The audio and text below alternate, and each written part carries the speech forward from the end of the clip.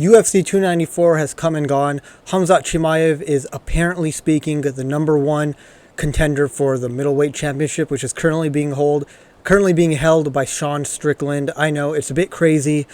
DDP, where is he involved in all this? Why is Khamzat Chimaev, who's currently the number 9 ranked middleweight in the world, why in the world is number 9 getting a title shot?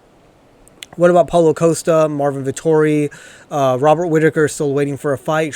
Israel Adesanya has kind of disappeared. But one thing can't be denied. The middleweight division is for the first time in a long time actually interesting, right? There was a period of time where middleweight was considered to be probably the most boring division in the UFC. That was like, from the males, of course, from the males. It was considered to be the most boring. And now, just like this, after UFC 294, we're walking away with probably one of the more exciting divisions. And I think over the next few months, if the fights that I'm speaking of here do get made, it might just be up there with bantamweight, featherweight, lightweight as one of the most interesting divisions in the UFC. And so we're going to talk about what's been going on with the middleweight division for a while. You know, Israel Adesanya was champion, and while he was champion, it seemed like it was just him and Robert Whittaker. Nobody was really on that level. Marvin Vettori challenged for the title, and then so did Paulo Costa, and it was pretty obvious that there was a significant difference between Israel Adesanya, between Robert Whittaker, between Marvin Vettori. It was obvious that at the highest level there was Izzy, there was Whittaker, and at the lowest level there was everybody else, right? And then Alex Pereira comes in, he knocks out Sean Strickland, who everybody was like wasn't even that good of a fighter anyways. And then he beats Adesanya beats him, brings some more life into the division. Sean Strickland beats Adesanya. We just go from there, right? DDP beats Robert Whittaker. It's like, then you got Bo Nickel showing up. Then you got Joe Pyfer, who got that big win over Abdul Razak. You have Khamzat Chimaev just beat Kamaru Usman. Khamzat Chimaev, probably the most hyped fighter in the UFC right now. Now he's in the middleweight division, no longer a welterweight. And there's still some unclearness as to what's exactly next. Adesanya's like, hey, I'm just taking some time off. DDP's like, I want my title fight. Dana's like, we're giving it to Chimaev. Sean Strickland doesn't really like the idea of giving it to Khamzat Chimaev either. Robert Whittaker is kind of MIA since his TKO loss. But there's a lot of fights to make, and I just wanted this to be one of those videos where I can just sit and match make. This is the stuff that I really love doing. I really like sitting here and coming up with like, okay, this guy should fight him, he should fight him. All that stuff is fascinating to me. So before I move forward with that, though, I want to talk about the fights that have already been made or that should be made. So you won't be seeing these fighters as much. You might see a couple of them. But Ikram Aliskerov should fight Nasruddin Imavov. I think they should just rebook the fight. Wale Alves was a welterweight coming up to middleweight. It was an easy fight.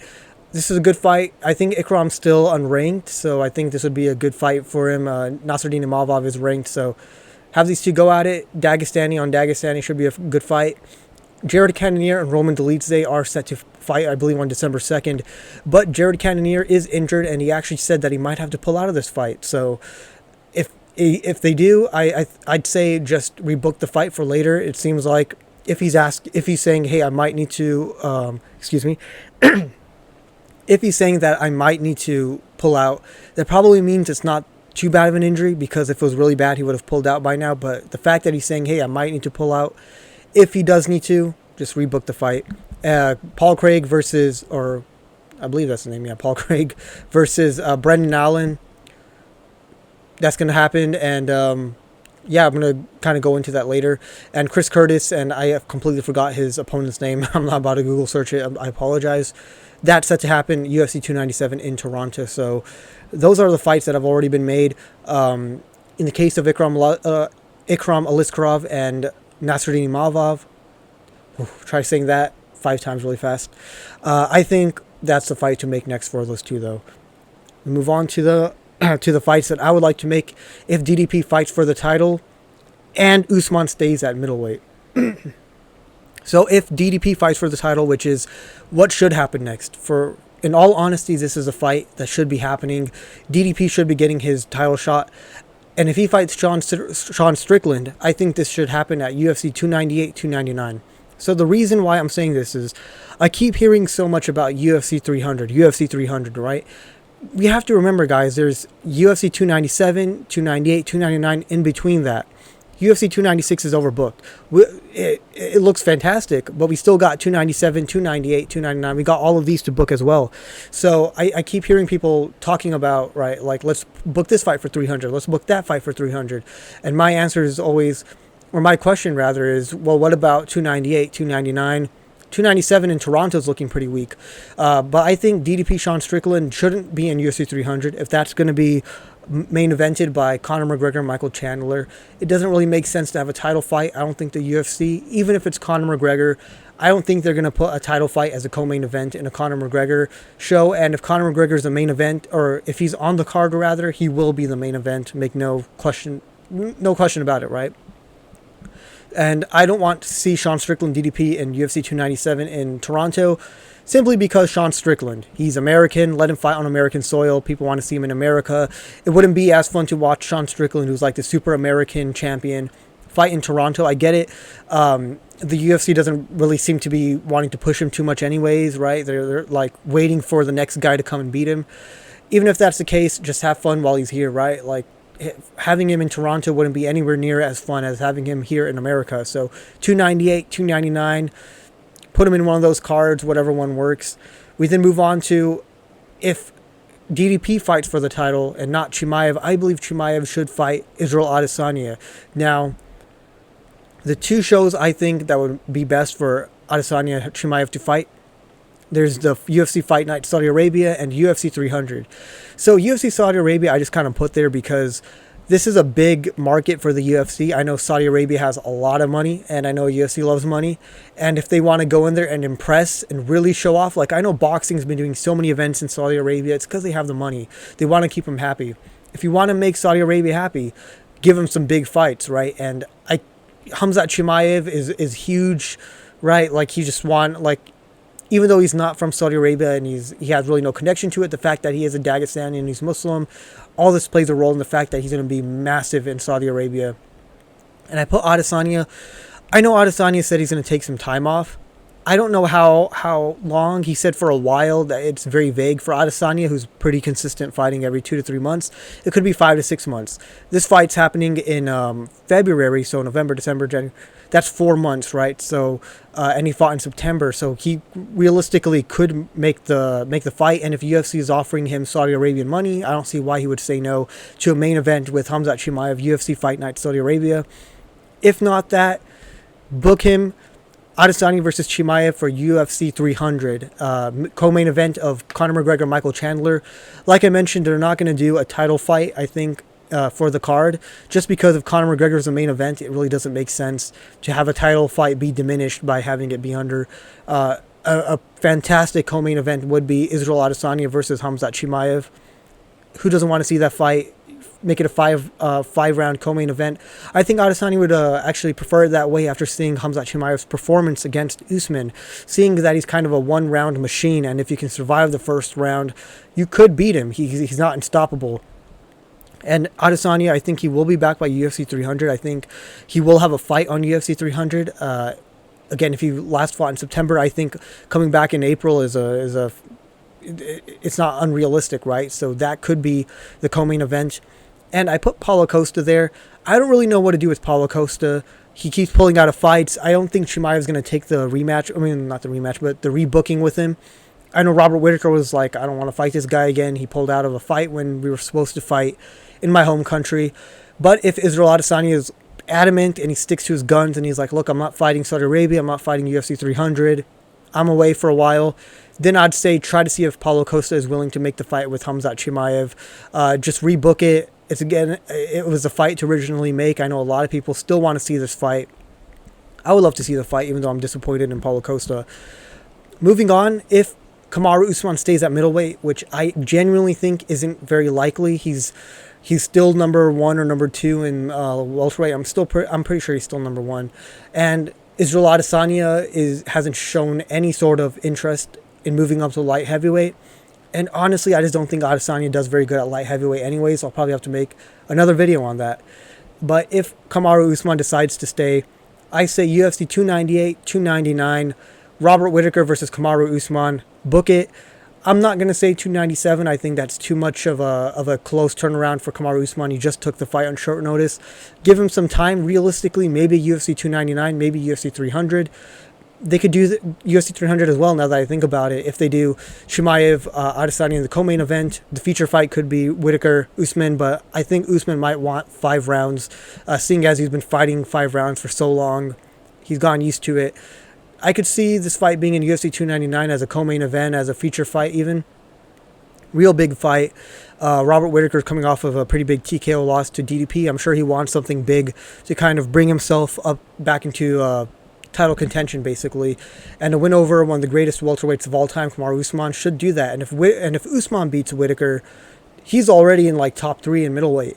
But again, I don't think it's that likely, just because Adesanya is still in middleweight. I know the two had the thing where it's like, oh, if Adesanya is fighting for the title, but Adesanya's not fighting for the title as of right now. But if eventually he gets back up there, I know Usman's probably not going to be wanting to do that. He's already 36. I think he just wants to kind of swan song his career at this point, and rather than taking new risks against new challengers, a lot bigger, a lot stronger, he might just stay at welterweight. Now, as far as Shara Bullet goes, who had his performance, he looked good, and I have him for against Marvin Vettori for UFC Saudi Arabia. So it's a bit of a strange one, right? Like, why is this unranked guy fighting Marvin Vettori? The reason why I say it is because Shara Bullet is, when he came into the UFC, he was like, I want to fight Marvin Vettori first. I want that to be my first UFC fight. Obviously, it didn't happen. He got Bruno Silva. But Marvin Vettori's in this weird position where he dominantly lost to Israel Adesanya. He beat Paulo Costa, though, on damage. You could argue Costa you could give it Costa, even though Costa lost a point. He got dominated by Whittaker, barely won a decision against Roman Dolidze, and then he lost dominantly, really badly, to Jared Cannonier. I don't think he's very good. But honestly, he's still like number 5-ish or whatever. If he wants to build that that hype, if he wants to kind of put himself back into title contention, he's gonna need a big win. And at this point, I think Shara Bullet could be a winnable fight for him. We saw Shara Bullet's one weakness seems to be he gets taken down. Dana White was like, "How are you a Dagestani and you're getting taken down?" It seems to me with the way he worded that UFC is going to try to book him against a wrestler next, or a guy who can grapple. The reason why is the UFC is obviously very high on him. He's making big numbers. His post-fight interview, everything on Instagram. He's a big name. They want to shoot him up to the moon. But the problem is that he's good on his back, but he gets taken down too much. So it might be, hey, let's see how he does against Marvin Vettori, right? A guy who's not particularly great at anything, but he's good at a couple of stuff. His offensive wrestling is all right. Let's see how he does against him. And not only that, but Marvin Vettori is a pretty big name. And again, in Saudi Arabia, UFC wants that Saudi Arabian market. This is a big fight. Easy co-main event. Maybe not main event, but you could actually even argue main event. He's Dagestani, Shara Bullet, and people line up to watch him because of that. In Saudi Arabia, at least. So you could do whatever you want, but I think Marvin Vettori, if he wants to come back, I think this is a good fight for Marvin to have, and I think Shara Bullet would be okay with this, right? He wanted a ranked opponent, and he wanted Marvin Vettori specifically. And then when it comes to Bo Nickel, I just put him against Joe Pyfer simply because mostly everybody else is kind of gone. They're in a fight, and you have two really, really high-level wrestlers, and then you throw in Khamzat Chimaev. The middleweight division has multiple wrestling prospects. Then you throw in DDP, who's maybe not a prospect, but he's also got that wrestling. I think the UFC might be like, all right, let's just cancel out. Let's see who's the better wrestler, like the better ginger wrestler. Is it Bo Nickel? Is it Joe Pyfer? 297 in Toronto, right? Bo Nickel hasn't fought in a while. Joe Pyfer didn't take too much damage in his last fight. 297 or maybe 298. Book it. They can also do it like a fight night, whatever they want to do. But I think this is going to happen pretty early. 2024, not 2023, 2024. I would like to see this fight. I would book it. I just want to see how Bo Nickel does against an actual wrestler. We've seen him against strikers. Now let's see him against a actual competent wrestler. The winner of this is, I don't know, he's definitely getting a ranked fight next. So let's see how that goes. Now let's say DDP fights for the title, but Usman doesn't stay at middleweight. Like I mentioned, I changed some stuff around. If Usman doesn't stay at middleweight, the only things I added were I just added Roman Kopylov and Jack Hermanson. I should have added that in the last slide. I just completely forgot about it. So that's a fight I would like to see. Jack Hermanson hasn't fought since he got TKO'd by Roman Dolidze. He was set for a fight this year, but he pulled out due to an injury. I could see him fight early 2024, and why not against Roman Kopylov, who's coming off of a big body shot TKO victory.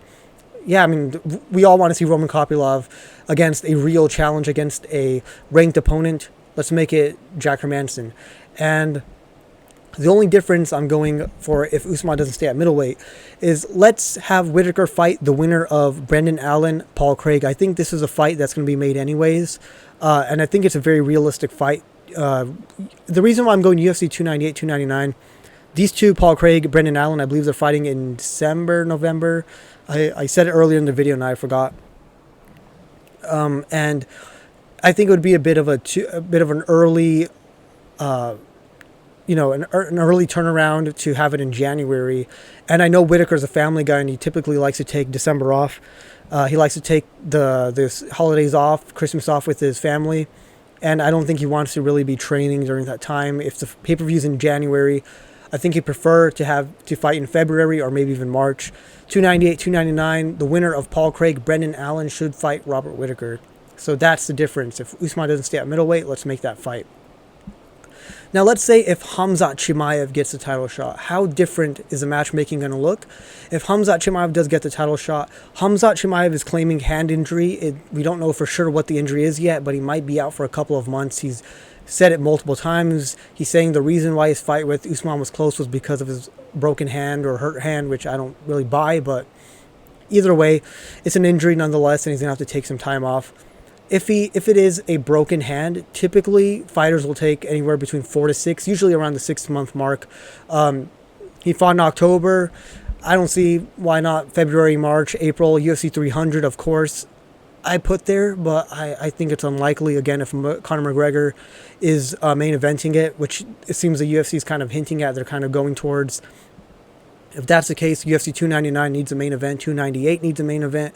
Sean Strickland versus Khamzat Chimaev. 299, perfect way to build some hype going into UFC 300. Why not? I don't think this should happen. I want DDP to fight for the belt next. He's proven it.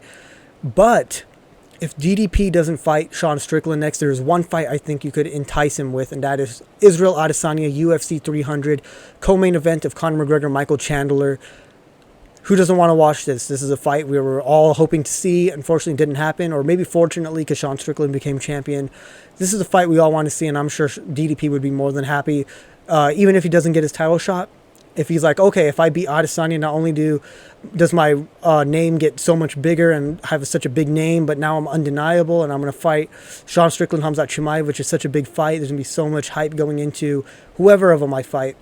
I'm sure DDP would be okay with that. So UFC 300, Israel Adesanya, DDP speaks for itself. I don't think Israel Adesanya will turn down a fight with DDP, 5 rounds, 3 rounds, whatever it may be, co-main event.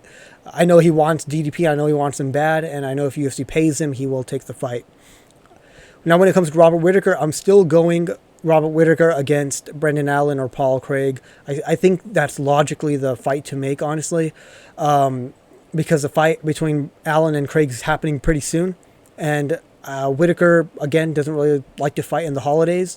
So whenever the winner of Allen Craig is ready to come back and Whittaker's ready to fight, it will probably line up and just have them go at each other. The winner is probably going to be number 5, number 6 between Allen Craig. I'm not sure. Whittaker's already top 3. Now that it is Adesanya's, I believe, number 1, and DDP should be number 2. You're looking at Whittaker number 3 against number 6 or 7. Makes sense. Do it. The only difference, and I changed some stuff around just for change's sake. I did Jack Hermanson and Shara Bullet for Saudi Arabia. I took Marvin Vettori out because I know some people are going to say Marvin Vettori is a bit too high up. They don't think he's going to take the risk. I think he would, just because, again, Saudi Arabia, you show him that Saudi Arabian money, on top of the fact that Marvin Vettori has not been looking so good lately, and a win over a top prospect, even if it's Shara Bullet and he's not ranked, he's a prospect nonetheless, and he's seen the weakness of Shara Bullet. I think Vettori would take the fight anyways. But if he doesn't, Jack Hermanson, who's been injured since, he fought Roman Dolidze, lost, was supposed to fight this year, pulled out, hasn't fought at all this year. Book him for Saudi Arabia. It's going to be, I think, a pretty big fight night. Have him and Charabullah go at it, right? Makes sense. Then another fight I got, so I changed, again, Joe Pyfer versus Bo Nickel. I just decided why not make this fight instead. Bo Nickel versus Roman Kopylov, UFC 297, 98, or even 300. I skipped out 99. I think if he's not going to fight on 98, I think they'll just push him onto 300, honestly, not 99. And this is a good fight because both of these guys are highly, like, big prospects in the middleweight division. Wrestler versus striker. I personally would rather see Bo Nickel versus Joe Pyfer because wrestler versus wrestler, let's see who can out-grapple who. But I get it that the UFC might want to protect him a bit and not give him a tough stylistic match. Now, Kopylov is so good, he could give Bo Nickel some issue, right? But I think the UFC would be pretty confident with the matchmaking here. Kopylov is good, and if Bo Nickel beats Kopylov here, instantly, he's not deniable anymore. He didn't beat a random bum. He beat a really, really good prospect. And if Kopylov wins, then unfortunately there's a hype train derailed, but Kopylov is actually really good. And so I don't think it'll, in hindsight, make Bo Nickel look all that bad. And so I added that fight as well. That leaves Paulo Costa, Marvin Vettori, Joe Pyfer kind of without a fight. Paulo Costa is a pullout merchant. Robert Whittaker doesn't want to fight him. I don't think Chimaev wants to fight him. Those guys are going to be busy, as we can see right now, if Khamzat does get the title shot. Adesanya and DDP are going to be busy. I don't think DDP is going to want to fight Paulo Costa, who's so low down. He just beat number 1 Whittaker. Now he has to fight like number 7 Paulo Costa, number 6 Paulo Costa. I don't think he's going to accept it. You just have these three kind of sitting here, and of course there are fights to make for them, but a lot of guys like Roman Dolidze, Jared Cannonier are already booked, Ikram Aliskerov, Nasruddin Imavov, Kelvin Gastelum went down to fight Shavkat, so that's not going to happen. I'm trying to think who else is there. Chris Curtis is fighting as well, so again, like almost everybody's booked pretty much, so these three are kind of just sitting there. Marvin Vettori, I think the fight for him is Charabullah. I could also see him do Bo Nickel. I could see the UFC maybe make that fight as well, just because. Let's see. Bo Nickel, after the fight between Chimaev and Usman, he tweeted out something like, I'm ready. I'm ready for this. If he wants to prove he's ready, he's got to fight a top contender. And if he beats Marvin Vettori, he's instantly number 5, number 6. And one big win away from fighting for the title. And the UFC really believes in him. They could make that fight. Paulo Costa, I don't really know at this point. Bo Nickel, Roman Kopylov. Paulo's not going to fight somebody unranked. That's just not like him. And I don't see anybody in the top ranked really fighting him. Maybe they can try to rebook the Khamzat Chimaev fight. Good luck with that. Good luck. And then Joe Pyfer, again, maybe just wait to see the winner of Jared Cannonier, Roman Dolidze. I don't think the UFC is going to give Jared Cannonier a title shot even if he wins. He's, 37, 38, 39. Had a really boring fight against Adesanya. Isn't a big name. Not particularly fun or interesting to watch. So I think they're going to kind of find a way to edge him off somewhere else. Roman Dolidze is there. Then you got Nasruddin Imavov, Ikram Aliskerov. Now that's going to happen a bit later down the line. Maybe in Toronto if Aliskerov wants to kind of make that quick turnaround. But we're just going to have to kind of wait and see how all the fights go and where these three fit in. Paulo Costa's injury, like how bad is it? Could he fight early next year? Is it going to take him sometime middle of next year? What's Marvin Vettori's plan? Is he willing to fight a guy who's unranked, a prospect, to prove that, hey, I'm as good as I think I am. I'm as good as my ranking should show I am. Israel Adesanya, Dricus du Plessis, does this fight go down at UFC 300? Does Adesanya even take a fight that early? Which for Adesanya, he's making it seem like he's not going to fight until like the end of next year. But money talks, UFC 300. Yeah, this is just for fun, right? I just came up with all this. I was doing some matchmaking. It's really, obviously, kind of messy. I'm not a matchmaker, but these are just fights I'd like to see, why I think they should be made, what card. And, again, this is kind of my first time doing this, and I really want to do this more. I'm so fascinated by the fact that middleweight is finally interesting again. The fact that we can do this, it was almost impossible to do this like 2 years ago. because it was kind of just so boring and bland. But now we can. There's so much to look forward to in the middleweight division. What fight do you guys want to see be made? What fight do you guys agree with, disagree with that I've made here? What would you like to change, add? How do you feel about it overall? Let me know in the comments below, and I'll see you next time. Peace.